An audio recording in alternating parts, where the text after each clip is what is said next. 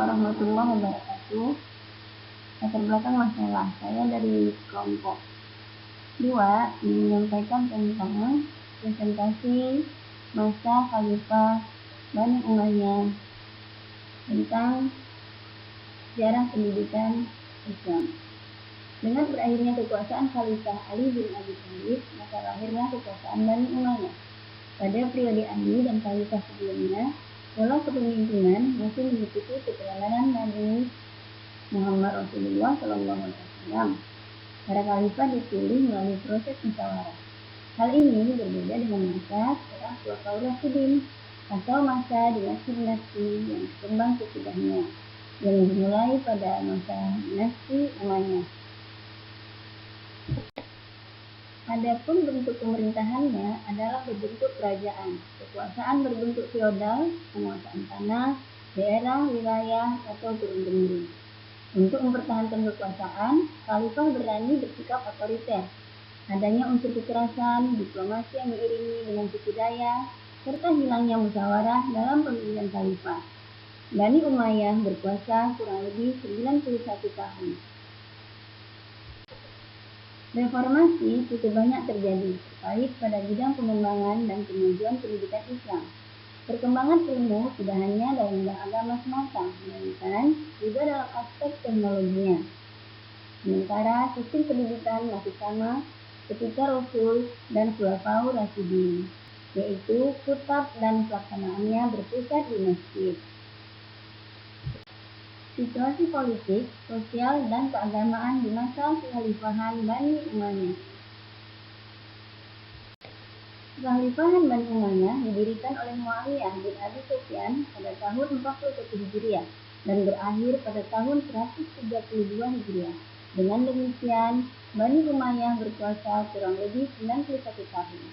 Para ahli sejarah umumnya mencatat bahwa proses berdirinya kekhalifahan Bani Umayyah diperoleh melalui kekerasan, diplomasi, dan tipu daya, tidak melalui pemilihan yang demokratis berdasarkan suara terbanyak.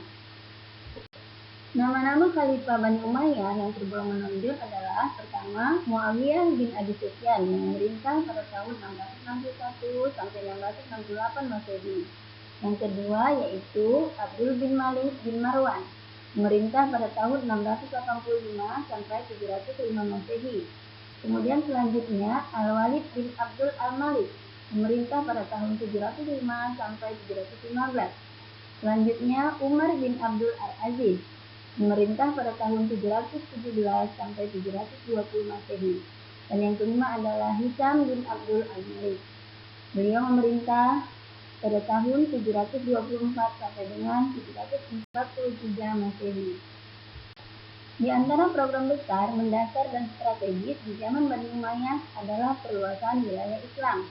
Di zaman Umayyah, Tunisia bisa ditaklukkan. Di sebelah timur, Muawiyah dapat menguasai daerah Khurasan sampai ke Sungai Aksus dan Afghanistan hingga ke Kabul. Ekspansi ke barat secara besar-besaran ini dilanjutkan di zaman Al-Walid bin Al-Malik. Sejarah mencatat bahwa masa pemerintahan Al-Malik adalah masa ketentraman, kemakmuran, ketertiban, dan kebahagiaan. Di zaman Umar bin Abdul Aziz, perluasan wilayah dilanjutkan ke Prancis melalui pegunungan Pyrenees di bawah komandan Abdul Al-Rahman Ibnu Abdullah bin Qutb. Melalui berbagai keberhasilan ekspansi tersebut, maka wilayah kekuasaan Islam di zaman Bani Umayyah, di samping Jazirah Arabia dan sekitarnya, juga telah menjangkau Spanyol, Afrika Utara, Syria, Palestina, Irak, Asia Kecil, Persia, Afghanistan, Pakistan, Turkmenia, Uzbekistan, dan Kirgiz di Asia Tengah. Dalam aspek fisik dan politik, Muawiyah memindahkan ibu kota daulah Awamiyah ke Damaskus. Di bidang sosial dan pembangunan, Bani Umayyah berhasil mendirikan berbagai bangunan di berbagai bidang. Selanjutnya, di zaman Al-Walid bin Abdul Al-Malik yang memerintah pada tahun 705 sampai dengan 715 Masehi, seorang yang berkembang keras dan berkemampuan melaksanakan pembangunan panti-panti untuk orang cacat dan para petugasnya digaji oleh negara. Selain itu, Al-Walid juga membangun jalan raya yang menghubungkan suatu daerah dengan daerah lainnya, pabrik, gedung pemerintahan, dan masjid yang megah.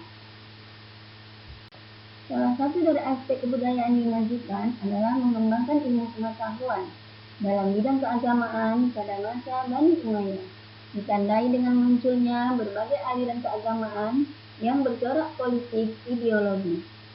Mereka itu antara lain golongan Syiah, Khawarij dengan berbagai sektenya, Azariqah, Najdah, Azariyah, Ibadiyah, Azaridah, dan Safariyah. Golongan Mu'tazilah, Maturidiyah, Asy'ariyah, Qadariyah, dan Jabariyah. Situasi politik, sosial, dan keagamaan mulai membaik terjadi pada masa pemerintahan Khalifah Umar bin Abdul Al-Aziz, yaitu pada tahun 717 sampai dengan 720 Masehi. Keadaan pendidikan di masa Kekhalifahan Bani Umayyah. Visi, misi, tujuan, dan sasaran. Visi pendidikan pada masa Bani Umayyah adalah unggul dalam bidang ilmu agama dan ilmu umum, sejalan dengan kebutuhan zaman dan masing-masing wilayah Islam. Misinya adalah 1. Menyelenggarakan pendidikan agama dan umum secara seimbang. 2. Melakukan penataan kelembagaan dan aspek-aspek pendidikan Islam. 3. Memberikan pelayanan pendidikan pada seluruh wilayah Islam secara adil dan merata. Selanjutnya yaitu memberdayakan masyarakat agar dapat memecahkan masalahnya sesuai dengan kemampuan sendiri. Tujuan dan sasarannya adalah menghasilkan sumber daya manusia yang unggul secara seimbang dalam ilmu agama dan umum, serta mampu menerapkannya bagi kemajuan wilayah Islam. Seluruh umat atau warga yang terdapat di seluruh wilayah kekuasaan Islam sebagai dasar bagi dirinya dalam membangun masa depan yang lebih baik. Kurikulumnya yang dipakai adalah kurikulum ilmu agama, kurikulum ilmu sejarah dan geografi, ilmu pengetahuan bidang bahasa, dan filsafat. Kelembagaan. Lembaga-lembaga pendidikan yang berkembang pada zaman Bani Umayyah selain masjid, kitab, dan rumah sebagaimana yang telah ada sebelumnya, juga ditambah dengan lembaga pendidikan istana, badiah, perpustakaan, dan al-dimariskan. Pendidikan.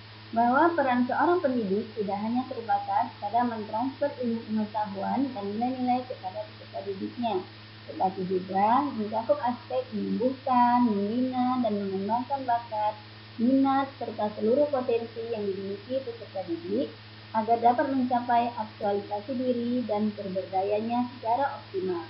Pendidik pada masa dinasti Umayyah memiliki keahlian yang beragam, mencakup ilmu agama, bahasa, sastra, bidang keterampilan, dan ilmu kedokteran. Diversifikasi ini mencerminkan pendekatan komprehensif dalam pemenuhan kebutuhan pendidikan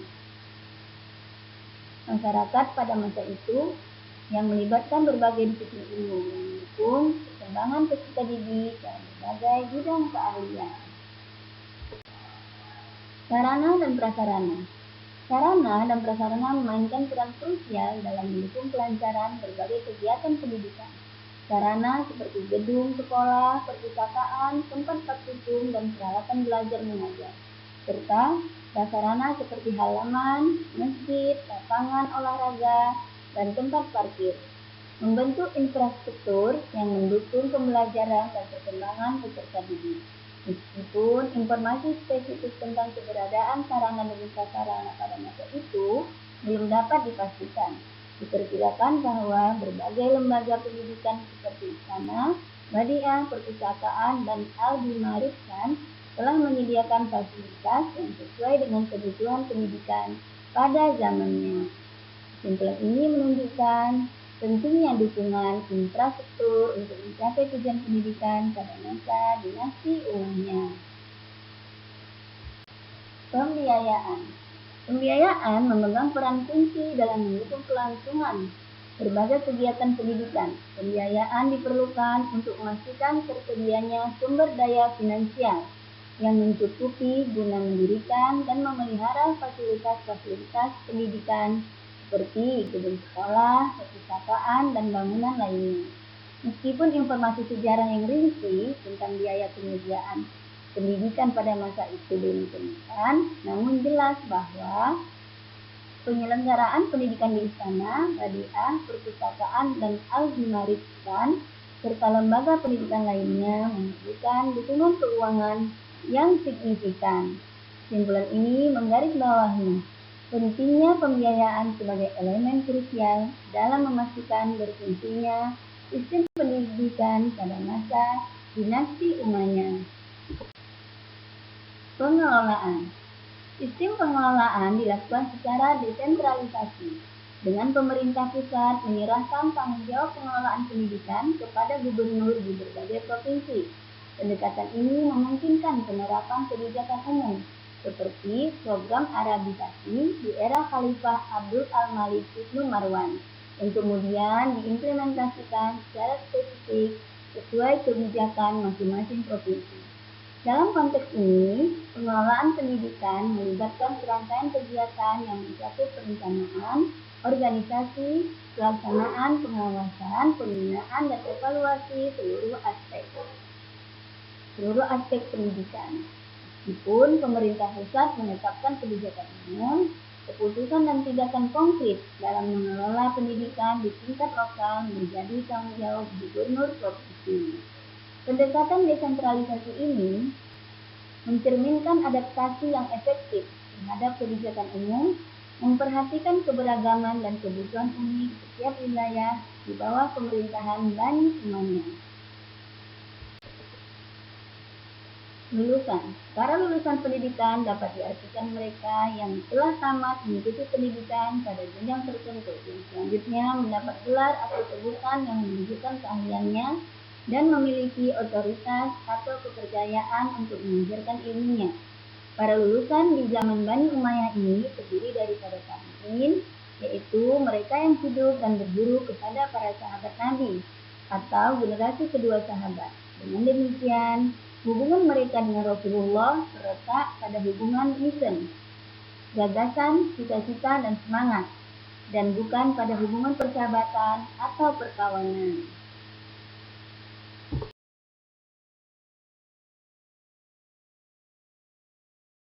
Situasi yang terjadi pada masa dinasti Bani Umayyah antara lain adalah situasi politik, situasi sosial, situasi keagamaan.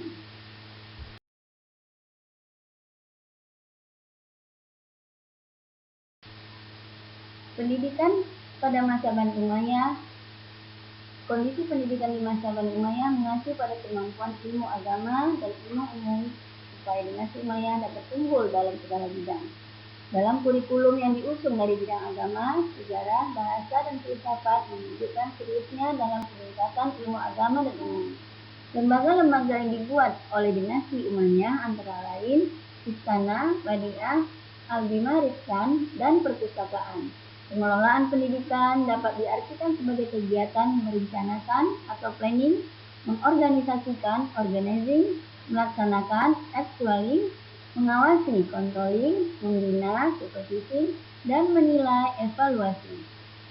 Hal-hal yang berkaitan dengan seluruh aspek pendidikan, kurikulum, proses belajar mengajar, hasil pembelajaran, kinerja para guru dan staf, pelayanan administrasi pendidikan, dan respon masyarakat. Nah, demikianlah presentasi saya kali ini tentang sejarah pendidikan Islam pada masa dinasti Umayyah. Assalamualaikum warahmatullahi wabarakatuh.